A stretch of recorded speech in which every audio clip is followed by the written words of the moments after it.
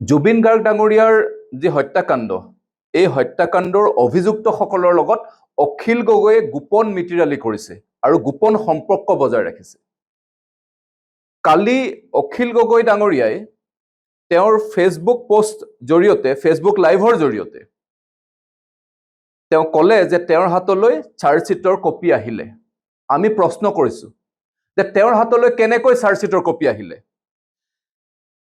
এই গোচৰৰ কালিৰ যিটো মাননীয় মুখ্য ন্যায়িক দণ্ডাধীশ কামৰূপ মেট্ৰ' আদালতৰ যিটো হুকুম PRC কেছ নাম্বাৰ 4084/2025 এই গোচৰৰ যিটো হুকুম তাত স্পষ্টতাৰে লিখা আছে যে আসামী 7 জনলৈকে CIDৰ জৰিয়তে তেওঁলোকক অভিযোগনামাৰ কপি তেওঁলোকক ৰখা সংশ্লিষ্ট জেললৈকে প্ৰেৰণ কৰিছে। আৰু আনহাতে তেওঁলোকৰ যিসকল লিগেল অথৰাইজ ৰিপ্ৰেজেণ্টেটিভ আছে, পৰিয়ালৰ লোক আছে, তেওঁলোকক আদালতত একোটা পেন ড্ৰাইভৰ জৰিয়তে অভিযোগনামাৰ কপিসমূহ আৰু লগতে তথ্য যিখিনিত অভিযোগনামাৰ লগত দাখিল কৰা সংশ্লিষ্ট ৰেকৰ্ডসমূহ তেওঁলোকক প্ৰদান কৰিছে। গতিকে আৰু অন্যহাতেদি এটা কথা স্পষ্ট আমি জনাত যে আদালতৰ পৰা কোনো তৃতীয় পক্ষই চাৰ্টিফাইড কপিও এতিয়ালৈকে লাভ কৰা নাই এই গোচৰৰ অভিযোগনামাৰ। গতিকে অখিল গগৈ ডাঙৰীয়াৰ হাতলৈ চাৰ্জশ্বিট কপিটো কেনেকৈ আহিলে?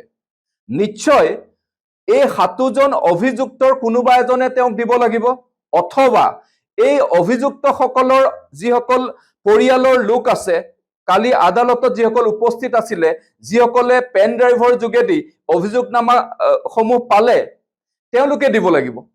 ইয়াৰ দ্বাৰা এটা কথা স্পষ্ট প্ৰমাণ যে অখিল গগৈয়ে আমাৰ হিয়াৰ আমঠু জুবিন গাৰ্গ ডাঙৰীয়াৰ হত্যাকাৰী অভিযুক্তসকলৰ লগত অথবা তেওঁলোকৰ পৰিয়ালৰ লগত গোপনভাৱে সম্পৰ্ক ৰাখিছে আৰু মিতিৰালি কৰিছে। আৰু এটা কথা স্পষ্ট কৰিছো যে অখিল গগৈ ডাঙৰীয়াই যি ধৰণে এই গোচৰৰ অভিযোগনামা আৰু ইয়াৰ পূৰ্বে অভিযোগনামা দাখিল কৰাৰ পূৰ্বে SITৰ তদন্তৰ ওপৰত যি ধৰণে তেওঁ নিৰবিচ্ছিন্নভাৱে যি ধৰণে তাৰ ওপৰত তেওঁ ক্ৰিটিচাইজ কৰি আছে, সমালোচনা কৰি আছে, ইয়াৰ ফলত এটা কথা স্পষ্ট যে তেওঁ অভিযুক্তসকলৰ উকিলৰ দৰে, এই যিসকল হত্যাকাৰী অভিযুক্ত তেওঁলোকৰ উকিলৰ দৰে তেওঁ কাম কৰিছে, অৰ্থাৎ অভিযুক্তসকলৰ পক্ষত তেওঁ থিয় দিয়া যেন আমাৰ অনুভৱ হৈছে।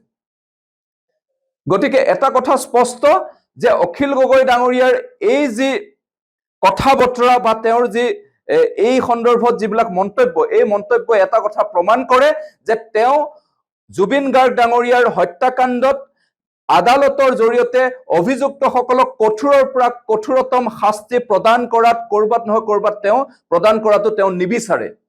অসমৰ জনসাধাৰণে অখিল গগৈ ডাঙৰীয়াৰ এই কথা বতৰাবিলাকৰ ওপৰত দৃষ্টি নিক্ষেপ কৰিছে আৰু নিশ্চিতভাৱে ভৱিষ্যতৰ দিনত তেওঁক কেতিয়াও অসমৰ জনসাধাৰণে ক্ষমা নকৰে। মাত্ৰ চাৰ্জশ্বিট মানে কেৱল মাত্ৰ ঘটনাটোৰ যিটো গোটেই অভিযোগটোৰ নেৰেশ্যনটোৱে কেৱল মাত্ৰ চাৰ্জশ্বিট নহয়।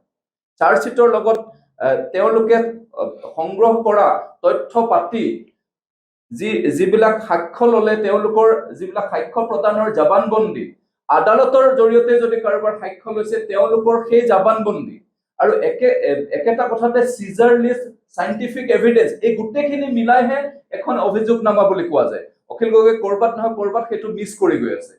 আৰু এইকাৰণে মই কৈছো যে তেওঁ এই অভিযুক্তসকলক কেনেকে বচাব পাৰি তাৰ কাৰণে সুৰুঙা এটা উলিওৱাৰ কাৰণে চেষ্টা কৰি আছে।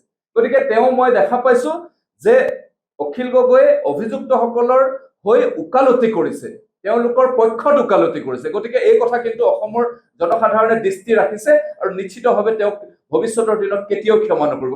গোটেই অখিল গগৈৰ যি চাৰ্জশ্বিট সম্পৰ্কে কথা, তেওঁলোকে খালাচ পাই যাব, এইটো ইনভেষ্টিগেশ্যন শুদ্ধ হোৱা নাই, এনেকৈ কৰিব, এইটো কোৱাটো তেওঁ জুডিচিয়েল প্ৰচেছত অংশগ্ৰহণ কৰা হৈছে, যাৰ কাৰণে তেওঁ কোৰ্ট অৱমাননাত পৰে, অৰ্থাৎ কণ্টেম্প অফ কোৰ্টত তেওঁক ইচ্ছা কৰিলে কোৰ্টে এটা ৰেফাৰেঞ্চ দিব পাৰে, অনাৰেবল ছেছন কোৰ্টে, কাৰণ ছেছন কোৰ্টৰ বিচাৰ প্ৰক্ৰিয়াত আজি যদি অখিল গগৈয়ে কোৱা কথাটো কোৰ্টে যেতিয়া এটা আজি ৰায় দিব, যদি আজি কোৰ্টে যদি কিবা কাৰণত বিচাৰ প্ৰক্ৰিয়াত কিবা কাৰণত নহয়, যদি আজি কনভিকশ্যন হয়, তেওঁলোকৰ যদি কালি দোষী সাব্যস্ত হয়, তেতিয়া অখিল গগৈৰ বক্তব্যই সমাজত এটা প্ৰতিক্ৰিয়াৰ সৃষ্টি কৰিব।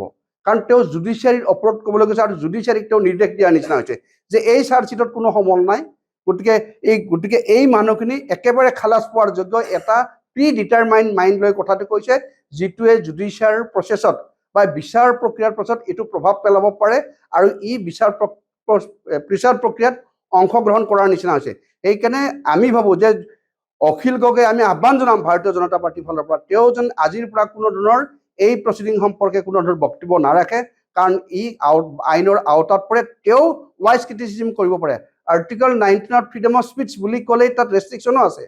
আপোনালোকে জানে তাত ছভৰেণ্টি এণ্ড ইণ্টিগ্ৰিটি, আৰু ফ্ৰীডম অফ স্পীচৰ যদি ইণ্টিগ্ৰিটি ছভৰেণ্টিত যদি আঘাত আনে, সেইটোত তাত বাধা আছে। গোটেইটো ইণ্টিগ্ৰিটিত বাধা আনিছে। ভাৰতবৰ্ষৰ সাংবিধানিক যিটো ব্যৱস্থা, এক্সিকিউটিভ, লেজিছলেটিভ এণ্ড জুডিচিয়াৰী, তেওঁ এই জুডিচিয়াৰীত তেওঁ লেজিছলেটিভৰ মানুহে সাংবিধানিক এটা ইণ্টিগ্ৰিটিৰ এটা ভাবুকিৰ সৃষ্টি কৰিছে। গতিকে অখিল গগৈক অনাৰেবল ছেছন কোৰ্টে তেওঁলোকে এটা ৰেফাৰেঞ্চ দিব পাৰে হাইকোৰ্টত যে এই কথাখিনিৰ কাৰণে মোৰ বিচাৰ প্ৰক্ৰিয়া চলাত অসুবিধাৰ সন্মুখীন হৈছে, বা এটা প্ৰি ডিটাৰমাইণ্ড কনচেপ্ট লৈ বিচাৰ কৰিব পৰাব, বা ই সাক্ষীসকলক ইনফ্লুৱেঞ্চ কৰিব। তেওঁ তেনেধৰণে এটা কণ্টেম্প প্ৰচিডিং ড্ৰ কৰিব পাৰে আৰু হাইকোৰ্টৰ সহমতো ল'ব পাৰে। আৰু কোনোবাই যদি ভিক্টিম ফেমিলিৰ মেম্বাৰে যদি বিচাৰে, কাৰণ কিয় ভিক্টিম ফেমিলিৰ মেম্বাৰৰ প্ৰাইম কথাটো হ'ল তেওঁলোকে এই দোষীসকলক তেওঁলোকৰ যিটো মানে আইনৰ যিটো গণ্ডিৰ ভিতৰত তেওঁলোকক শাস্তি দিব লাগে, আৰু অখিল গগৈয়ে তেওঁলোকক মুক্ত হ'ব লাগে, ইয়াত কোনো ধৰণৰ কেনেকুৱা নাই বুলি কোৱাৰ ফলত এই গোটেই জুডিচিয়েল প্ৰচিডিঙত ইণ্টাৰফেয়াৰ কৰিছে। গতিকে তেওঁলোকৰ ফালৰ পৰা এডভোকেট জেনেৰেলৰ পৰা যদি তেওঁলোকে সন্মতি পায়, সন্মতি লৈ তেওঁলোকে এটা অখিল গগৈৰ এগেইনষ্টে কণ্টেম্প প্ৰচিডিং ড্ৰ কৰিব পাৰে, বা এটা ড্ৰ কৰাৰ কাৰণে আহ্বান জনাব পাৰে। আমিও ভাবিছোঁ ভাৰতীয় জনতা পাৰ্টি চৰকাৰৰ তৰফৰ পৰা, ভাৰতীয় জনতা পাৰ্টি দলৰ তৰফৰ পৰা যদি প্ৰয়োজন হয়, অখিল গগৈৰ এগেইনষ্টে আমি কণ্টেম্প প্ৰচিডিং ড্ৰ কৰিবলৈ যদি আৰু এনেকুৱা ধৰণৰ বক্তব্য তেওঁ ৰাখে, যিটো জুডিচিয়েল প্ৰচিডিঙত ইণ্টাৰফাৰেঞ্চ কৰা হয়, আমিও তেওঁৰ বিপক্ষে বা তেওঁৰ এগেইনষ্টে দিবলৈ আমি কণ্টেম্প প্ৰচিডিং ড্ৰ কৰিবলৈ বাধ্য হ'ম।